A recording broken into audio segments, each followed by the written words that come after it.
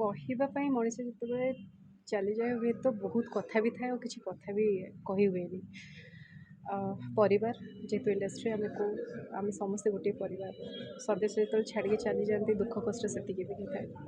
କିନ୍ତୁ ପ୍ରଭୁଙ୍କ ପାଖରେ ପ୍ରାର୍ଥନା କରିବି ଯେ ସେ ଯେଉଁଠି ବି ରୁହନ୍ତୁ ଭଲରେ ରୁହନ୍ତୁ, ତାଙ୍କ ପରିବାରକୁ ଧୈର୍ଯ୍ୟ ଦିଅନ୍ତୁ। ଆମେ ସମସ୍ତେ ଯେତିକି ଶିଖିଛୁ, ସେ ଜଣେ ଏତେ ସିନିୟର ତାଙ୍କୁ ସିନିୟର ଏଇଥିପାଇଁ ଆଉ ଶ୍ରେଷ୍ଠ ଏଇଥିପାଇଁ କୁହାଯାଉଥିଲା ଯେ ତାଙ୍କ ପାଖରେ ସେତିକି ବିଦ୍ୟା ଆଉ ସେତିକି ଗୁଣୀର ସେ ଅଧିକାର ଥିଲେ। ଯଦି ମୁଁ କହିବି ଯେ ଆମମାନଙ୍କୁ ଶିଖିବାର ଅଛି ବା ଆମର ଯେଉଁମାନେ ଆଗାମୀ ନୂଆ ପିଢ଼ିମାନେ ଆସୁଛନ୍ତି, ଯେଉଁମାନେ ଯଦି ସିନେମାଟୋଗ୍ରାଫିରେ କ୍ୟାରିୟର୍ କରିବାକୁ ଚାହୁଁଛନ୍ତି ତ ତାଙ୍କ କାମ ଦେଖନ୍ତୁ, ତାଙ୍କ ସିନେମା ଦେଖନ୍ତୁ ଆଉ ସେଇଥିରୁ ଶିଖନ୍ତୁ।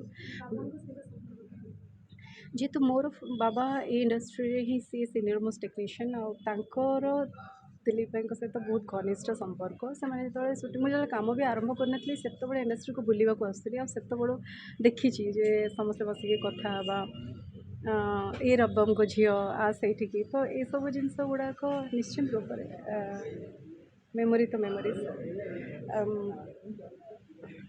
ମଣିଷ କ'ଣ ଆଣିଥାଏ କ'ଣ ନେଇକି ଯାଏ, ସମସ୍ତେ କେହି କିଛି ଖାଲି ହାତରେ ସମସ୍ତେ ଯାଆନ୍ତି, କେହି ନିଅନ୍ତିନି କିଛି, କିନ୍ତୁ ତାଙ୍କର ଯେଉଁ ଅବଦାନଟି ଥାଏ ସେଟାକୁ ସମସ୍ତେ ମନେ ରଖନ୍ତି। ଆଉ ଏହା କହିବି ଯେ ଲାଇଟ୍ କ୍ୟାମେରା ସାଉଣ୍ଡ ଆକ୍ସନ୍ ବିନା ହୁଏତ ଆମମାନଙ୍କ ଇଣ୍ଡଷ୍ଟ୍ରିର ଆମର କାମ ଅଧୁରା ଥାଏ।